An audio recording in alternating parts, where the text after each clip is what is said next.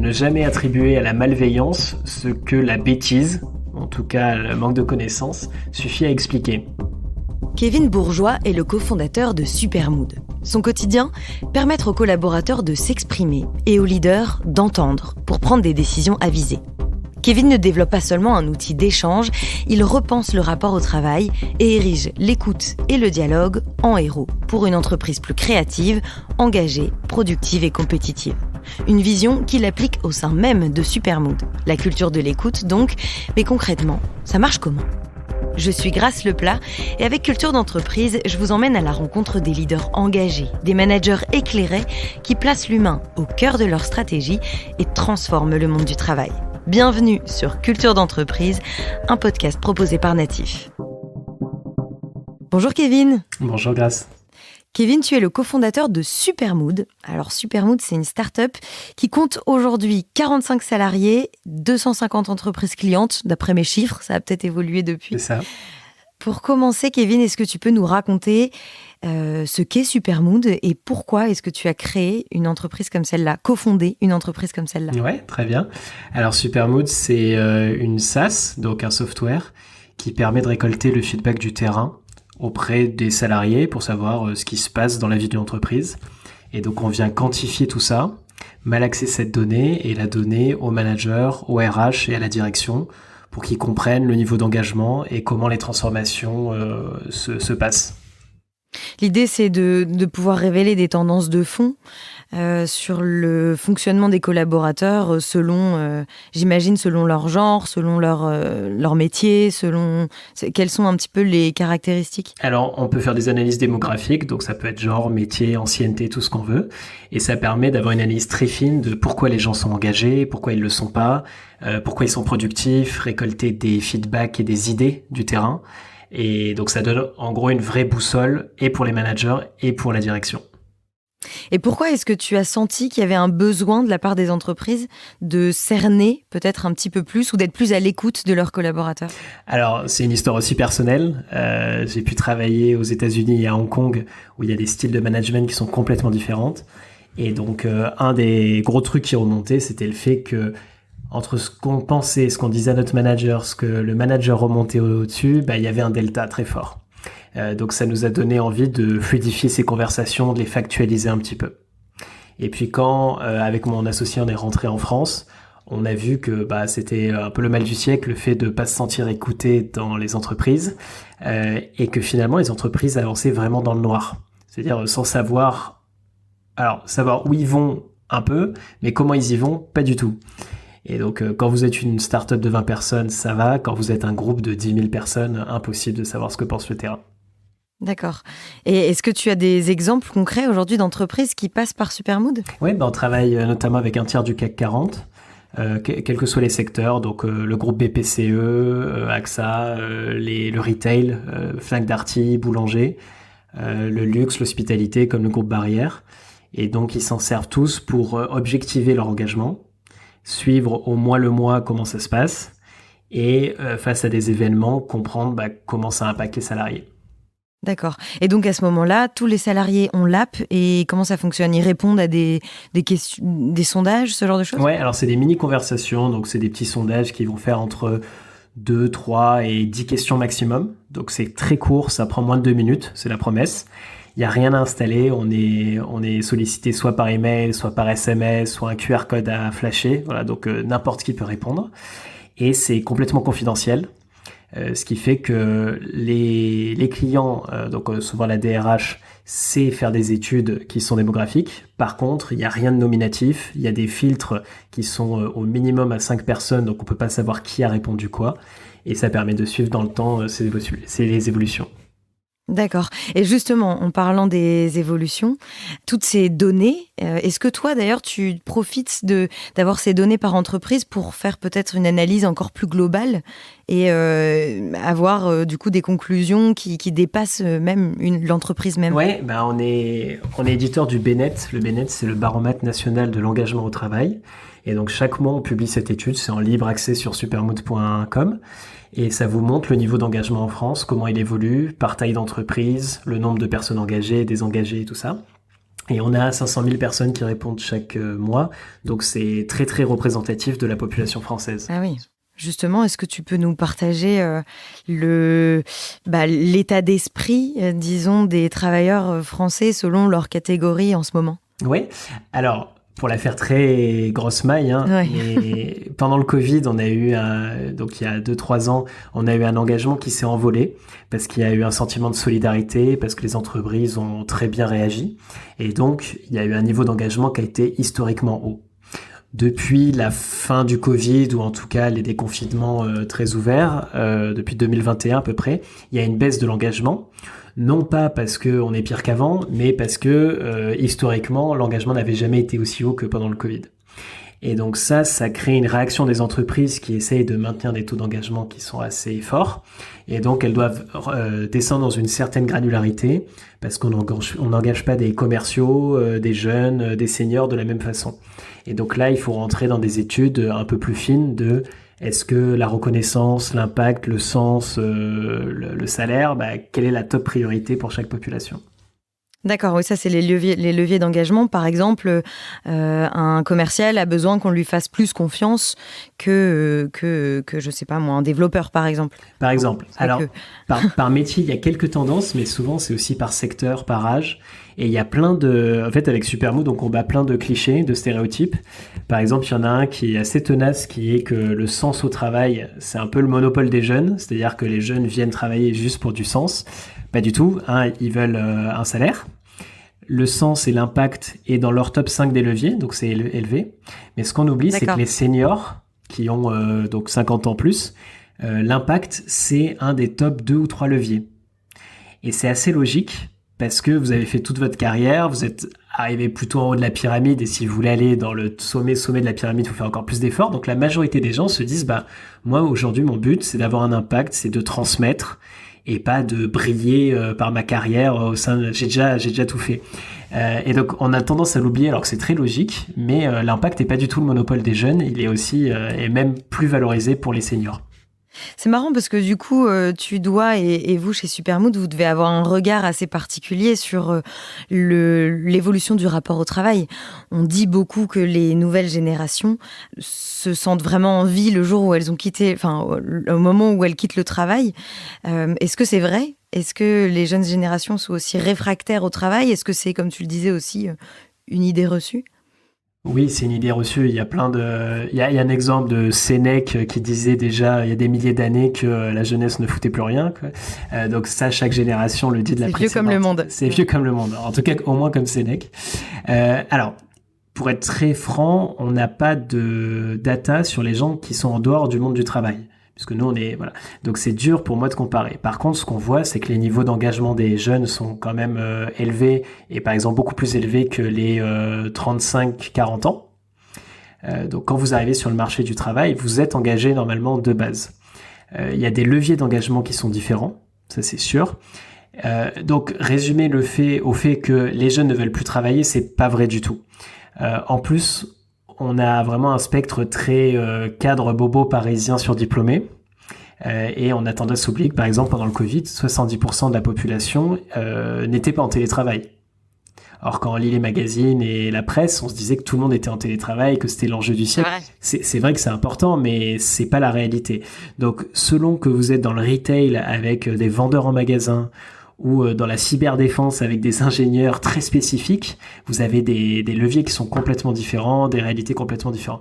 Donc nous, on a clairement un regard assez spécial sur le monde du travail, qui est très privilégié, on a beaucoup de chance d'avoir accès à ces infos, mais notre message général est de ne pas faire justement de généralité, et de descendre dans une certaine granularité, et d'adapter à sa propre entreprise la mesure de l'engagement et les actions à mettre en place. Du coup, Supermood est là pour récolter de la donnée, aussi forcément pour la traduire. L'un va souvent avec l'autre. Mais est-ce que vous allez plus loin dans l'accompagnement aux entreprises ? Oui, alors l'idée de la donnée, c'est qu'elle serve à quelque chose et qu'elle se transforme en plan d'action. Sans ça, il n'y a rien. Et donc nous, on a un positionnement justement grand compte qui nous permet de déployer ça. On propose des formations pour les managers sur comment déjà accepter le feedback. qu'il soit bon ou pas bon. Si vous avez un 2 sur 20, il faut être un peu formé à le recevoir. Ensuite, comment j'en discute avec mes équipes, comment je responsabilise tout le monde, parce que un des gros facteurs de burn-out, c'est que soit la RH prenne la responsabilité de l'engagement de tous les salariés à elle toute seule, alors qu'elle n'a pas les mains du terrain, soit que le manager prenne aussi 100% de la responsabilité alors qu'il n'a pas toutes les clés. Donc l'idée, c'est de responsabiliser tout le monde, direction la RH, les managers et les salariés eux-mêmes. Donc tout ça, on le fait par des formations. On va connecter les managers aussi entre eux pour qu'ils échangent les bonnes pratiques avec une application qui s'appelle Connect. Et puis, il y a plein de suggestions de plans d'action qui sont inspirés des 350 transformations qu'on a vues depuis 7-8 ans, qui offrent des choses très très concrètes. Donc on n'est pas juste vous dire la météo il fait beau ou il fait pas beau, on est aussi à vous dire attention il y a un ouragan donc peut-être que le parapluie est pas adapté, il va falloir mettre un bon kawaii. Ou au contraire mettez de la crème solaire parce que c'est super, il fait très chaud chez vous. Tu parles de 350 transformations. Tu as vraiment vu une différence entre le moment où l'entreprise s'est mise à vraiment, entre guillemets, écouter ses salariés grâce à Supermood? Ouais, on a une donnée qui est vérifiée année après année, c'est que quand vous déployez Supermood, 1 an après, vous avez plus 20 points d'engagement en moyenne. Et ça, c'est un peu indépendant de nous dans le sens qu'il y a un contexte, c'est-à-dire si vous déployez Supermood pendant un PSE, c'est sûr que votre engagement va pas forcément augmenter, quoique, c'est possible. Mais disons que sans être à l'écoute des collaborateurs, c'est sûr que votre engagement il va dégringoler. Donc en moyenne, on a plus 20 points d'engagement. Ça vient du fait que les directions, les RH et les managers ont une boussole, donc ils se rendent compte de plein de choses, ils mettent leur énergie sur les bonnes choses, et puis on les accompagne là-dessus. Donc oui, il y a un énorme impact de l'avant et l'après, et on le ressent sur le terrain où les salariés, en fait, il faut vraiment pas prendre Supermood comme une enquête annuelle qu'on fait régulièrement. Il faut le prendre comme une voie de dialogue qui est régulière, qui est légère, et donc les salariés sont vachement embarqués par ça, parce qu'ils ont le sentiment pour la première fois d'être écoutés et pas de juste répondre à quelque chose qui est dans le processus SRH ou de la direction pour faire joli. On va parler justement de cette notion d'écoute au final. C'est ce qu'on appelle l'écoute active. On va aller un petit peu plus dans le détail là-dessus, mais d'abord, est-ce que tu peux nous dire si Supermood arrive à toucher tout le monde? Parce que là, on parle d'enquêtes par mail, d'enquêtes qui sont faciles, mais j'imagine que c'est plus difficile, par exemple, pour, je sais pas moi, Noroto, d'aller toucher l'ouvrier, disons, qui travaille vraiment dans son atelier. C'est plus difficile d'avoir des remontées de cette personne-là que d'une personne qui est dans son bureau, derrière son ordinateur, quoi. Ouais. Après, c'est peut-être encore une idée reçue, je sais pas. Alors non, c'est pas une idée reçue, c'est plus dur. Par contre, on y arrive. Donc en moyenne, on a 70% de taux de réponse sur nos enquêtes. Et ce, même si vous sondez tous les mois, il y a des clients, ça fait 6-7 ans qu'ils sondent et ils ont toujours 70% de taux de réponse après, du coup, plus de 80 sondages. Pourquoi ? Parce qu'il y a un sentiment d'utilité par le salarié. Il voit que répondre, ça sert à quelque chose, que ça met en œuvre des choses et voilà. Sur les populations qu'on appelle non connectées, c'est par exemple l'ouvrier de Noroto, on est quand même à 50%. Ce qui fait que c'est souvent très représentatif sur des tailles d'entreprise au-dessus de 300-400 personnes. Et ça, on arrive à les toucher via du SMS, du QR code, des kiosques, des ordinateurs partagés, ce genre de choses. La seule limite pour nous, c'est qu'il faut qu'il y ait Internet à un moment dans le processus. Mais il suffit d'un ordinateur dans une usine et vous pouvez avoir des tours de garde. Et c'est assez intéressant parce que les managers d'usine sont extrêmement intéressés, donc mettent à disposition, parfois c'est les patrons d'usine qui mettent à disposition leur ordinateur personnel, enfin de professionnel mais à eux, pour que les gens répondent. Et donc vous avez tous les premiers jeudis du mois un slot de 2 heures où les gens passent répondre. Et c'est hyper important et ça tient dans le temps parce qu'il y a une valeur au bout du fil. On parlait de dialogue, d'écoute, c'est vraiment l'écoute, c'est ce qui revient depuis le début de ce podcast. Il y a écouter et écouter. C'est quand même, ça paraît bête dit comme ça, mais même nous au quotidien, on le voit quoi. Discuter avec quelqu'un qui regarde ailleurs, on se dit est-ce qu'il m'écoute vraiment ? C'est à ce moment-là qu'on va parler d'écoute active, écouter vraiment. Qu'est-ce que c'est l'écoute active et comment est-ce qu'on fait pour écouter activement ? Je peux le faire en creux. L'écoute active, c'est une écoute qui n'est pas inactive. C'est-à-dire que quand on demande quelque chose, on l'entend vraiment. Donc on acte des faits. Les faits, c'est ce que les gens nous répondent. Ça ne veut pas dire qu'il y a une vérité, mais ça veut dire que c'est ressenti comme tel. Et donc, il faut agir par rapport à ce ressenti. Deuxièmement, justement, il faut agir. C'est-à-dire que quand on a écouté, la personne, c'est transactionnel, elle attend une réponse, un retour. Dans l'écoute active, c'est une fois que j'ai entendu, je suis réaliste sur ce que je peux faire. Donc je dois dire que je peux pas tout traiter en même temps, mais que je vais tout prendre en compte, que tout n'est pas dans mes mains, mais que je vais faire ce que je peux. Voilà, donc c'est ça pour nous l'écoute active, c'est une écoute qui est réaliste, qui est intéressée dans le sens empathique du terme, et qui se voile pas la face. Et c'est tout le contraire d'une enquête une fois par an où on demande salut ça va et puis on a les résultats 6 mois après. Voilà. Non, là on est vraiment dans un dialogue. D'accord, mais même quand tu dis je vais faire ce que je peux, ça pourrait très bien être je mets de côté ce problème et puis j'oublie de le résoudre. Comment est-ce qu'on assure du suivi au final de la demande ? Alors ça c'est intéressant parce que quand on parle à des DRH, ils ont cette image que le salarié va attendre quand on le sonde un plan d'action sur tout ce qui va mal, avec des deadlines, un truc, 3 bullet points, un plan, comme si on avait 40 consultants qui travaillaient sur tous les problèmes du monde. Mais ça, c'est impossible. Dans vos équipes, si tout le monde faisait un plan d'action sur tout, l'équipe serait peut-être très très performante, mais c'est invivable. Donc déjà, être écouté et dire juste on a attendu, on a pris acte, c'est hyper important. Ensuite, partager les résultats en disant voilà les résultats, on est prêt à aller plus loin et à continuer le dialogue et à approfondir. C'est la deuxième chose la plus importante. Et finalement, dans une démarche d'écoute, le premier truc, c'est que les salariés ont envie d'être écoutés et entendus. C'est tout. Ils n'ont pas forcément envie qu'on résolve tout pour eux. Ils sont souvent d'ailleurs très très motivés pour eux-mêmes faire partie de la solution et mettre en place des choses.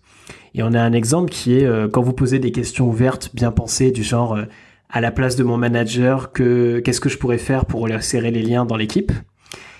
Eh ben, il y a plein de suggestions. Et il suffit de dire, on sait pas qui a dit ça, mais faites-le. Et vous avez plein de volontaires. Parce que les gens veulent être partie prenante de la solution. Voilà. Donc, pour répondre à ta question, il y a toujours cette crainte de dire, il va falloir faire un travail immense pour répondre à tout. Mais il faut prioriser comme dans tout. Quand vous construisez un produit, vous prenez pas tous les retours du client. Vous priorisez et vous travaillez sur les fonctionnalités qui ont le plus d'importance. C'est pareil pour les salariés. Et deuxièmement, les salariés doivent vous aider. Vous devez décentraliser la démarche et pas prendre tout pour vous, un travail qui est infini. Mais du coup, donc c'est ce que tu disais aussi au début, c'est que ça nécessite de former le manager à recevoir le feedback et puis le traiter, être capable de se montrer à l'écoute d'eux. Mais ce manager, il n'est pas tout seul dans l'entreprise. Lui-même, il est managé, lui-même, il a des gens au-dessus de lui. Est-ce que la formation, elle peut remonter comme ça jusqu'en haut, pour une entreprise en tout cas hiérarchique, jusqu'en haut de la hiérarchie ? Oui, alors il y a deux choses. La RH, dans sa feuille de route, il y a souvent accompagner le manager. Accompagner le manager à accompagner, donc la posture managériale, le manager coach, etc. Donc c'est quelque chose qui est quand même très développé et on accompagne là-dedans. Et puis ensuite, il faut pas non plus avoir un post-doc en bienveillance et en écoute et en communication non violente et je sais pas quoi. L'écoute active, c'est être intéressé par l'autre. Et donc on peut mettre quelques règles très simples, quelques process qui fonctionnent très bien.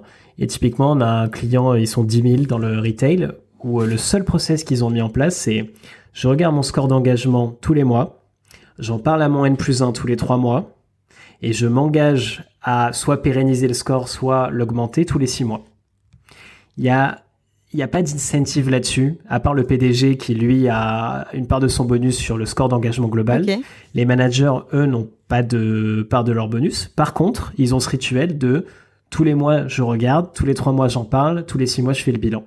Rien que ça change drastiquement parce que tout le monde est humain et personne n'a envie d'avoir un mauvais score sur ses équipes, personne. Donc tout le monde se motive. Oui, c'est vrai. Le but de tous les managers, comme de tous les chefs d'entreprise, en effet, c'est que les collaborateurs soient heureux au travail. S'ils ne le sont pas, c'est plus souvent par comme tu le disais, ils sont à l'aveugle, ils n'ont pas de données, ils ne savent pas quoi faire. C'est plus par manque de moyens que par volonté, quoi. Exactement. Et justement, vous êtes 45 salariés, vous, chez Supermood, en 7 ans d'existence, 8 ? Oui, 8 bientôt. Ouais, 8 ans. Quelle est la culture d'entreprise de Supermood ? Elle est bonne, merci. Elle est. Alors, comment elle est ? On est une entreprise à mission. Donc on a une mission qui est inclue à notre pack d'actionnaires. Donc ce qui est intéressant, c'est que tout le monde peut se retrouver autour de cette mission qui est en gros de faire que l'entreprise soit un lieu d'épanouissement pour les humains, pour les gens.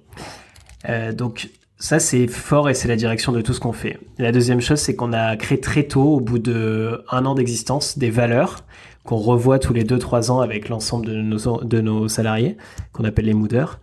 Et ces valeurs, il y en a 4. Donc c'est soif d'apprendre, excellence, esprit d'équipe. Et la 4e valeur, c'est fun reuse. Fun reuse, c'est sérieux, c'est fun en un. Donc c'est on travaille sérieusement sans se prendre au sérieux. Voilà. En fait, celle-là, elle est tellement évidente dans la culture que souvent j'ai tendance à l'oublier. Mais voilà, donc 4 valeurs et toutes les recrues ont un test de valeurs avant d'entrer dans l'entreprise. Dès la première semaine, on les forme à ces valeurs. Et ces valeurs, elles sont traduites concrètement avec des processus, des rituels, des actions concrètes. Ce qui fait que c'est pas des valeurs qui restent au mur et juste on les cite en podcast. Non, c'est des choses qui vivent vraiment. Donc voilà. Et globalement, pour résumer Supermood, je pense qu'on est une équipe vraiment de passionnés par ce qu'on fait, très très bienveillante et qui cherche à apprendre, à faire un petit peu progresser ce monde qui est un monde finalement humain, donc très compliqué, mais qui manque cruellement d'objectivité et de data. Et donc on essaye d'instiller ça à la fois en interne et en externe. Et on a plein de politiques qui font... On a des vacances illimitées par exemple, qui est quelque chose qu'on a mis en place il y a 6 ans. Et ça peut pas se faire s'il n'y a pas une culture de l'esprit d'équipe, de la transparence, de la bienveillance. Et la confiance aussi, ouais. Exactement. C'est marrant, l'épisode précédent, justement, on était avec Yemanja, qui fait de l'aménagement de bureaux selon la culture d'entreprise, je ne sais pas si tu connais. Et Marie Vaillant, qui est une cofondatrice, nous racontait qu'eux aussi, ils ont instauré les congés payés illimités. Ça, c'est quand même un sacré coup de force, quoi. Ça doit pas être facile puisqu'il faut être dans la communication en permanence pour pas qu'il y en ait un qui en profite trop ou qui mette ses collègues, qui mettent ses collègues dans une situation délicate. En fait, non, c'est simple. Si la culture va bien à côté, nous, ça fait 6 ans qu'on l'a mis en place et on l'a mis en place parce qu'on savait pas comment gérer les congés payés à la base. On n'avait pas de RH, on avait 24 ans, donc on s'est dit, on va faire illimité, ça va être responsabilisant pour les gens. Et on est des adultes, donc on recrute des gens intelligents, pas pour leur dire quoi faire, mais pour qu'ils soient intelligents dans l'entreprise, et ils vont être aussi intelligents sur leur congé. Et résultat, donc on a plein de data, parce qu'avec Supermood, du coup, on suit ça de très près. Il y a 100% des gens qui recommandent ce système. En moyenne, les gens prennent 7 semaines et demie. Donc ça reste pas du tout énorme. C'est 5 semaines de congés payés plus 2 semaines et demie de jours illimités payés. Sur 45, alors même un peu plus, mais dans l'histoire de la boîte, on n'a eu que 3 abus. Et des abus, c'est c'est des personnes qui prenaient beaucoup de jours de congé en ayant une performance très faible à côté. Mais on les a traités, et en fait, quand on crée un système qui est performant pour 95% des gens, même si vous avez 5% qui en profitent un petit peu, le système marche très bien. Voilà. Et là, ça va faire 2 ans qu'on n'a plus un seul abus, parce qu'on a des objectifs de performance qui sont bien définis, parce qu'on a une culture de la transparence. Donc quand un manager dit, là, t'abuses un petit peu, je vais pas t'autoriser ce jour illimité, il y a un dialogue qui se crée, et ce dialogue, il est toujours sain. Ça montrait un décalage, et donc soit ça aboutit, soit une résolution de conflit positive, soit parfois un problème culturel. Et donc là, c'est une alerte rouge pour le salarié et pour nous, c'est-à-dire qu'il y a quelqu'un qui ne vit pas dans nos valeurs, et donc souvent ça se termine par un départ, parce que les valeurs sont un vrai outil de management pour nous. Ça arrive souvent, qu'il y ait des collaborateurs qui, au final, on se rend compte au bout de quelques mois, qui ne sont pas dans les valeurs. Ouais, ça arrive de moins en moins, parce qu'on a des processus de recrutement très formalisés sur ça, donc on vous teste pas mal, et le meilleur moyen d'avoir des gens dans les valeurs, c'est de recruter des gens qui sont déjà dans vos valeurs. Voilà. Donc on part de là et on recrute surtout par les valeurs, en gros par les valeurs et par la performance. Mais ça nous arrive, et on a déjà sorti des gens qui étaient très performants, mais pas du tout dans les valeurs. Et au final, on s'est toujours rendu compte que quelqu'un qui est performant mais pas dans les valeurs fait énormément de mal à l'équipe très très vite. Et donc aujourd'hui, on est une boîte qui vire des gens, et on n'a absolument pas peur de le dire, parce que quand vous n'êtes pas team player, vous n'avez pas votre place sur le terrain. Ouais, c'est pas mal. Non, c'est vrai. Puis autant pour lui que pour les autres d'ailleurs, c'est aussi lui permettre de trouver au final des valeurs qui lui conviennent mieux. Exactement. Est-ce que vous avez d'autres, disons, innovations managériales comme ça chez Supermood? On a une open book policy, c'est-à-dire que vous pouvez commander tous les bouquins que vous voulez, c'est la boîte qui paye. Ça, c'est sympa. Pas mal. Ouais, c'est pas mal. C'est hélas pas assez utilisé. On a que 25% des gens qui l'utilisent vraiment. Alors ceux qui l'utilisent beaucoup, quoi. C'est un livre par mois, mais c'est, enfin, moi je trouve ça sympa. Et après tout décline de nos valeurs. Donc il y a un moment, par exemple, dans la valeur d'excellence, l'excellence c'est pas être excellent partout, sinon on est excellent sur rien. Et donc, on a essayé, alors ça n'a pas tenu dans le temps, mais c'était sympa, pendant 4-5 mois, un book of win and shit, qui était toutes les conneries qu'on avait faites dans la boîte. Et donc, bah, vous avez même moi, en tant que président, j'avais écrit des trucs sur, je me suis planté là-dessus, ça a coûté 20 000 € à la boîte, alors que c'était une erreur vraiment bête. Bon, ça montre que parfois on se plante. Voilà.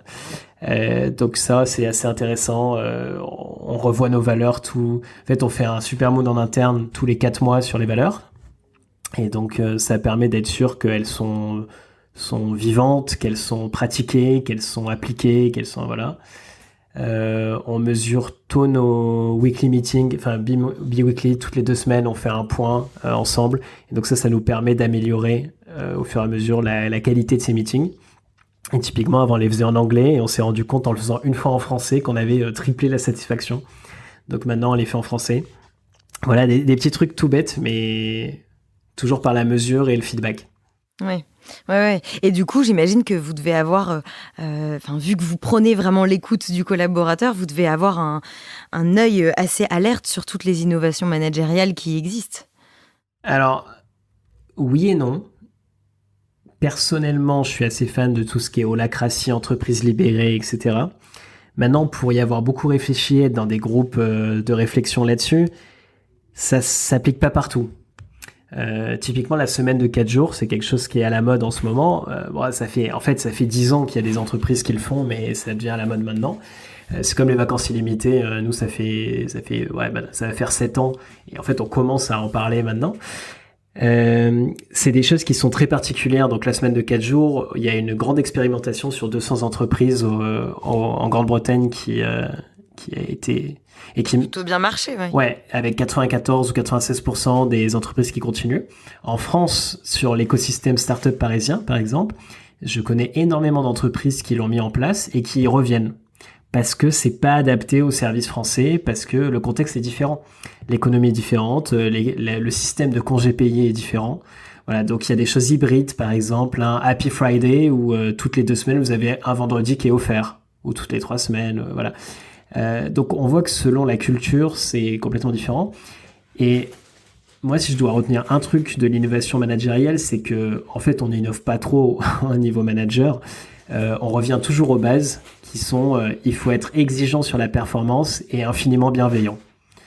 Et une fois qu'on est sûr de ces 2 pans, bah, on peut laisser tout faire, on peut laisser les gens s'auto-arbitrer, etc. Voilà. Mais tu vois, c'est intéressant ce que tu dis. Enfin, le fait que tu utilises le terme bienveillance, c'est intéressant parce que justement, il est très décrié ce terme aujourd'hui. Ah bah, c'est le terme le plus galvaudé de la RH, hein, c'est clair. C'est la bienveillance, ça peut tout et rien dire. C'est pour ça que, d'ailleurs, quand on définit ces valeurs, il faut absolument dire, pour nous, c'est quoi la bienveillance ? Un exemple que je donne souvent, c'est mon collègue sort d'une présentation commerciale où il vient de se faire ratatiner par le client. Et en même temps, il a fait plein de fautes d'orthographe, sa presse était nulle. Comment je réagis ? Est-ce que je suis dans l'empathie et donc je sens qu'il est déjà au bord des larmes et je vais rien lui dire ? Je lui dirai peut-être dans 2 semaines. Ou est-ce que je suis plutôt dans la construction et le feedback transparent et je vais lui dire bah non, c'était nul, c'est normal que tu te sois fait pourrir. Et c'est dur d'un point de vue empathique, mais en même temps, c'est ça qui lui permet de progresser. Bon bah, la bienveillance, c'est quoi ? Ça peut être les deux, mais pas les deux en même temps. Parce que c'est 2 cultures qui sont différentes et pourtant il y a la bienveillance de la transparence et de la réalité et la bienveillance de l'empathie. Donc ce qui est important, c'est de vraiment se positionner et positionner sa culture. Nous, on a un truc très dur chez Supermood qui est Si tu travailles jusqu'à 3 heures du mat 2 semaines d'affilée et que tes résultats sont bof, bah je dirais pas merci. Et c'est dur parce que tu t'es beaucoup donné, mais en fait tu as travaillé pour rien. Et donc si tu continues, bah tu vas partir en burn-out et tu n'auras rien apporté à l'entreprise ni à toi-même. Donc je préfère ne pas te dire merci et te dire merci si tu as passé 10 minutes pour faire un truc qui a énormément de valeur et te pousser à être un peu fainéant, mais apporter des résultats. Voilà. Ouais, ok, très intéressant. Merci beaucoup pour tout ça. On arrive à la fin de ce podcast et comme tu le sais, à la fin des épisodes de Culture Entreprise, il y a toujours une citation, une devise, quelque chose qui inspire au quotidien notre invité. Et donc, est-ce que tu as quelque chose à nous partager ? Ouais, alors j'ai un truc, c'est une maxime qui s'appelle le rasoir Danlon, qui dit un truc tout bête, c'est ne jamais attribuer à la malveillance ce que la bêtise, en tout cas le manque de connaissances, suffit à expliquer. Et donc qu'est-ce que ça veut dire ? Ça veut dire que les gens de base sont pas du tout malveillants, mais s'ils font des bêtises, justement, c'est par manque de connaissances et pas malveillance. Et je pense que c'est un principe de management et même de business qui est très très fort, qui est tout le monde fait de son mieux. Parfois c'est à côté de la plaque, mais il vaut mieux s'attacher au pourquoi c'est à côté de la plaque que est-ce que la personne est bonne ou mauvaise. Oui, c'est vrai. C'est tout à fait ce qu'on disait tout à l'heure sur les chefs d'entreprise ou les managers. Ils pensent pas à mal. S'ils le font mal, c'est qu'ils savent pas le faire ou qu'ils savent pas, tout simplement. Exactement. Donc, ouais, très intéressant. Merci beaucoup. Ce qu'on aura bien retenu, c'est mettre la donnée et l'analyse de la donnée forcément au cœur de notre écoute, de l'écoute collaborateur. Donc ça, c'était hyper intéressant. Et puis voir comment vous l'appliquez, vous aussi, au sein de Supermood. C'est intéressant aussi. Aujourd'hui, vous êtes 45. On verra quand vous serez encore plus. Ouais. Parce que j'imagine que c'est de plus en plus challengeant aussi, selon le nombre de collaborateurs. Kevin, pour terminer ce podcast, est-ce que tu peux nous dire si notre auditeur doit retenir une seule chose de Supermood, ce serait quoi ? C'est une bonne question. Je dirais que aujourd'hui, la majorité des entreprises, elles avancent complètement dans le noir. Et elles n'ont aucune idée de ce qui se passe en interne, de quels sont les vrais leviers d'engagement de leurs salariés, leur population. Et ça, c'est impossible d'avoir une stratégie humaine si on mesure pas, si on n'ouvre pas la parole et si on n'embarque pas. Et donc, c'est vraiment le truc sur lequel j'aimerais insister parce qu'on pousse beaucoup là-dessus. Ça paraît une évidence. Mais il y a, même si on a un tiers du CAC 40, il y a trop peu d'entreprises qui écoutent vraiment leurs collaborateurs et qui donc jettent de l'argent par les fenêtres et créent de la frustration. Alors qu'un peu de dialogue et un peu de data, bah, ça résout beaucoup, beaucoup de choses. Vous avez des concurrents ou pas ? Oui, on a des concurrents. Après, on a 1 ou 2 concurrents sérieux sur notre cœur de métier qui est l'écoute des grands comptes. Sinon, c'est beaucoup plus de la concurrence internationale. Et voilà, on a 98% de renouvellement sur nos clients. Donc, une fois qu'on a un partenariat avec un client, généralement, il est extrêmement satisfait. Merci d'avoir écouté cet épisode. Ce podcast vous a plu ? Partagez-le autour de vous et abonnez-vous pour ne pas rater les prochains épisodes. Au fait, vous connaissez Natif ? Chez Natif, nous mettons la culture de l'écoute au cœur de vos projets. Avec l'audio, on va raconter votre histoire, engager vos collaborateurs et pourquoi pas challenger votre newsletter. Bref, le champ des possibles est dingue. On va révolutionner votre com interne. Rendez-vous sur natifpodcast.fr.